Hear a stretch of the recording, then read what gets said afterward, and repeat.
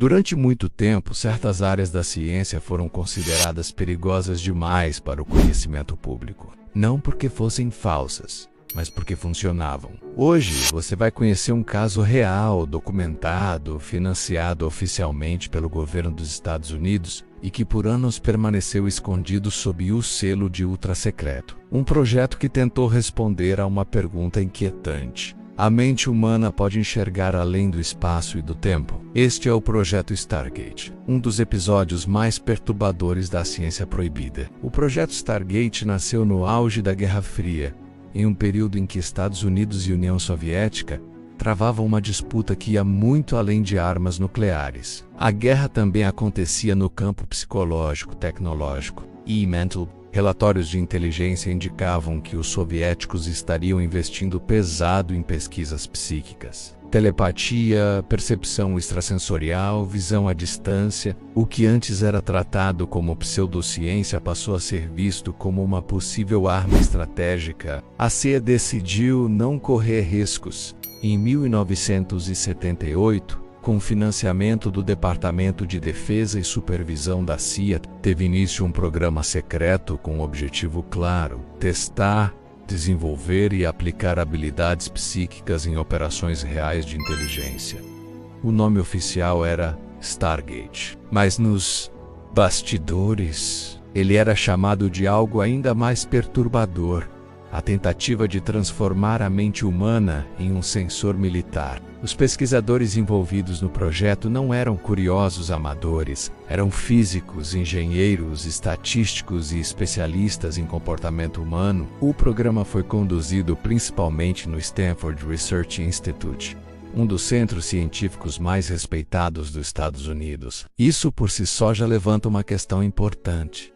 Se era apenas bobagem, por que envolver instituições de elite? O foco principal do projeto era algo chamado de visão remota. A técnica consistia em impedir que o indivíduo descrevesse, com um máximo de detalhes possível, um local, objeto ou pessoa distante, sem qualquer informação prévia. Esses visualizadores ficavam sentados em salas isoladas, muitas vezes vendados, e recebiam apenas coordenadas numéricas, nenhuma pista, nenhuma imagem, e surpreendentemente alguns acertavam. Em testes documentados, participantes conseguiram descrever instalações militares secretas, bases inimigas e até eventos que ainda não haviam acontecido no momento da sessão. Os relatos não eram perfeitos, mas eram específicos demais para serem ignorados. E isso chamou a atenção da inteligência americana. Um dos casos mais famosos envolveu a descrição detalhada de uma instalação soviética desconhecida. Meses depois, imagens de satélite confirmaram vários dos elementos vistos pelo visualizador.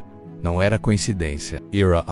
Com o avanço do projeto, a CIA passou a utilizar a visão remota em missões reais, Localizer Reference, identificar armas escondidas, rastrear alvos de alto valor e até procurar aviões desaparecidos.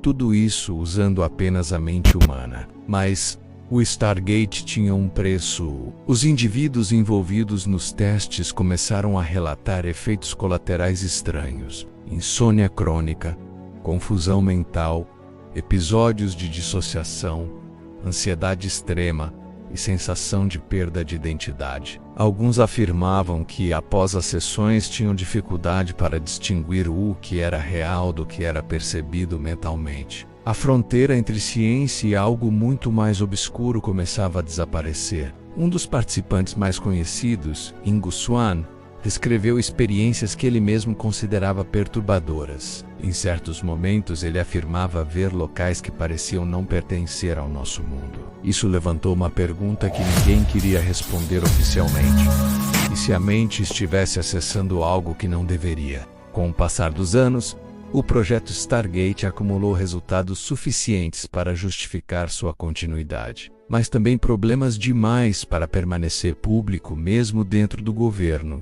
Relatórios começaram a ser fragmentados. Sessões foram encerradas sem explicação.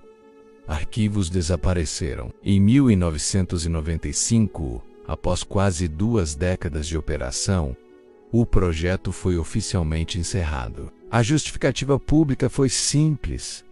Os resultados não eram confiáveis o suficiente, mas documentos desclassificados contam outra história. Eles mostram que o programa funcionava, mas era impossível controlá-lo completamente. Os riscos psicológicos, éticos e até existenciais eram grandes demais. A ciência tinha ido longe demais. Hoje, muitos se perguntam: o projeto Stargate realmente acabou? Ou apenas mudou de nome? Se governos admitiram estudar e usar habilidades psíquicas no passado, o que impede que continuem fazendo isso agora, com tecnologias ainda mais avançadas? A ciência proibida não desaparece.